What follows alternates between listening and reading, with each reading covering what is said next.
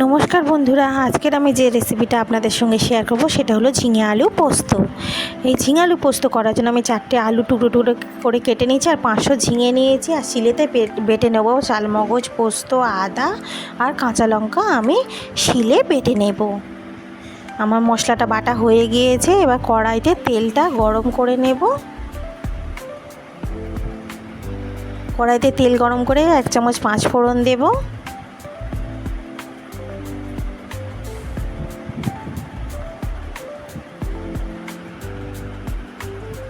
দিয়ে আর 5 ফোড়নটা দিয়ে আমি আলুগুলো খুব ভালোভাবে ভেজে নেব।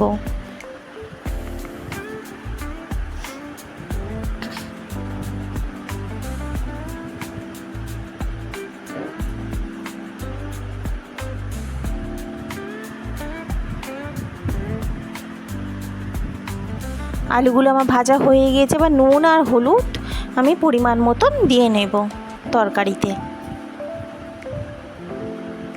দিয়ে আলুটা ভালোভাবে ভেজে নেব। আর বন্ধুরা, আমার এই নতুন নতুন রেসিপিগুলো যদি আপনাদের খুবই ভালো লাগে তাহলে একটা লাইক, কমেন্ট, শেয়ার আর একটা সাবস্ক্রাইব করে দেবেন প্লিজ। এবারে আমি তাতে যে ঝিঙেগুলো কেটে রেখেছিলাম ঝিঙেগুলোও দিয়ে দেব।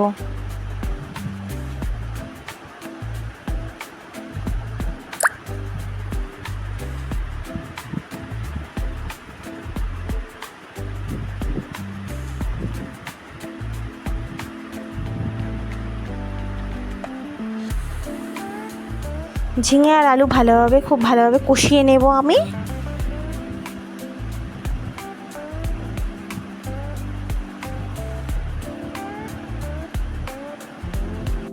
ঝিঙে আর আলু ভালো করে কষিয়ে নিয়ে ঢাকনা দিয়ে ঢেকে দেব।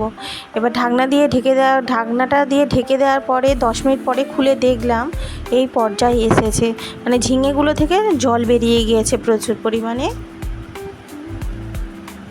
আমি আর আলাদা করে কোনো জল দিইনি, ওই ঝিঙের জলেতে আলুটা সিদ্ধ হয়ে যাবে। আর আমি যে মশলাটা করে রেখেছিলাম শিলে, পোস্ত, চালমগজ, আদা আর কাঁচা লঙ্কার যে পেস্টটা করে রেখেছিলাম শিলেতে, সেটাও আমি তরকারিতে দিয়ে দেব।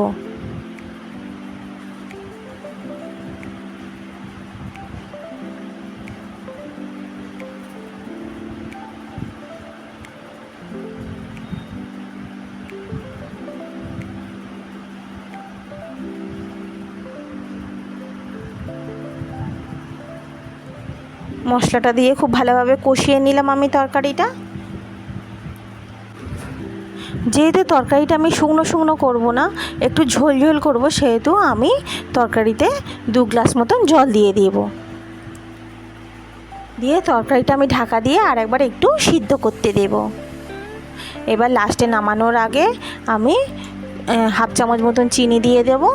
আর আমার ভাজা মশলা একটা বাড়িতে করা থাকে, ধনে আর জিরে ভেজে ডাস্ট করা থাকে, সেটা আমি 1 চামচ আমি তরকারিতে নামানোর আগে দিয়ে দেব। তরকারিটা আমার পুরো কমপ্লিট হয়ে গিয়েছে।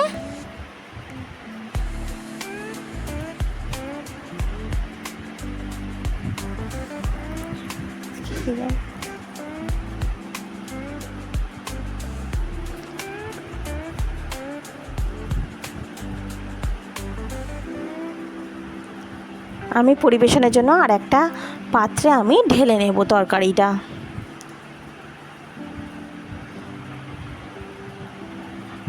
আমি একটা আলাদা পাত্রে ঢেলে নিয়েছি পরিবেশনের জন্য।